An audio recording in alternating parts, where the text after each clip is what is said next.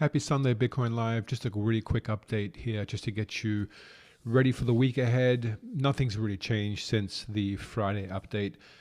So I just want to reiterate where we stand essentially on the cycle. Nothing really to cover on the altcoins. We are in this really bearish environment right now. So we just want to preserve our capital. We want to limit the trades that we're doing. Most trades are not set up well, especially on the long side, of course. So as I've been saying for quite some time now, until the market starts trending in the right direction, I think taking trades is more about just your need to really feel that urge to trade versus trading something that makes a lot of sense. So when it comes to Bitcoin, this is the weekly chart. Big rejection here. As you can see, a double top. The current high for the 60-day cycle still stands back here in early February, about a month ago. We did not make a higher high, and we got rejected pretty soundly, in fact. And the weekly candle's about to close. It is green, but there's a massive wick on there. So it's now moved back below the declining 10-week moving average. A 10-week moving average is long enough to define an intermediate trend. And as you can see, since it turned back here in December, it's just been downhill from there. We haven't had a single close above that 10-week moving average now since, of course, back here when it was in the uptrend. So clear definition of a downtrend, clear declining highs in the cycles, clear lower lows in the cycles, which means just following the path, right? That's all we're doing. Following the path tells us that the next 60-day cycle here in March, in theory, is going to follow the pattern. And you can just build a channel here, in fact, and you can just see it, right? High, high, current high, low, low. So in theory, we just have to believe that this path down into that cycle low is going to follow. Now, I don't necessarily believe it has to happen, but I just have to follow the price action and protect myself as much as possible for that scenario.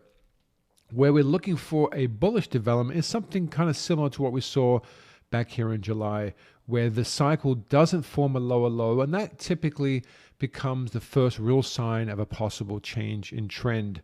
So we're hoping or looking that any decline that we see over the next 3 weeks into the scheduled 60-day cycle low holds above this 33,000 level, possibly even above this sort of 34, as you can see this wick and this wick from last week. So mostly sideways for the next 3 weeks would be ideal for the best kind of bullish path forward. Looking at the daily, so okay, I outlined out of the mid-cycle low the fact that we probably or very, very likely would shoot out of the mid-cycle low, and we did. And both of my scenarios, both the very bullish path and then the one that rolls over, really called for kind of that. And then the idea was that we either pull back, bounce off a 10-day moving average, and then go off to make a right translated cycle. That's the current 18-day high. This would have been a day 40 high or something like that.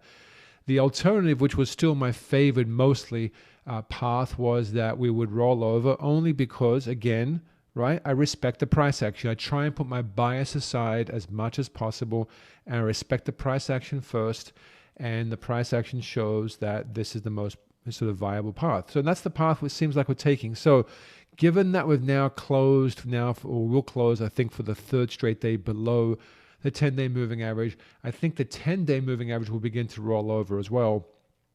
And some form of this sort of red scenario will unfold. So now that we've crossed or moved through the fork in the road, I think it's safe to say that this path can come off the table.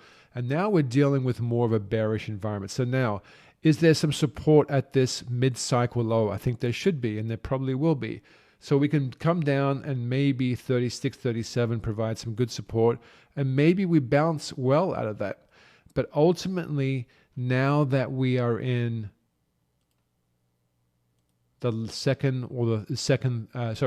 last third of the 60-day cycle, we're on day 42. First 20 days, next 20 days, last 20 days. First 20 days typically is the rising portion. Next 20 days is kind of that mid-cycle level. And then depending on right translation or left translation, the last 20 days can be very bearish or only mildly bearish, but typically the ending portion of any cycle is bearish, even in a rising environment, right? Day 41 high, the last 20 days are declining.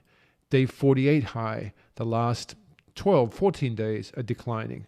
Okay, even in the very bullish environment, 43 days to a peak, the last 13 days declining, the last 12 days declining. As you can see, it's the same in all cycles. The question is right, left translated. This looks like it's left translated. The high is on day 18, failed to make a new high, rolling over. So now on day 42, towards 18 days left to the scheduled next 60-day cycle low, again, we just have to assume that there's more weakness to come.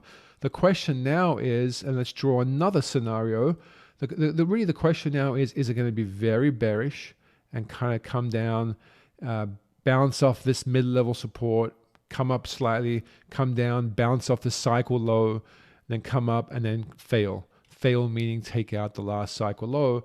And then the question becomes, well, how deep can it go? And we know Bitcoin's history in a capitulating environment, and if the equity market really drops significantly, or if situation in the Ukraine and so on becomes much more severe, you just don't know how far this can go. So when I draw these lines, it's more about the time and not so much about the price, because we know, given Bitcoin's volatility, just how far it can technically drop. It can drop down into the low 20s, and it wouldn't necessarily surprise me. We just have to be prepared for that. So this is really the bearish path.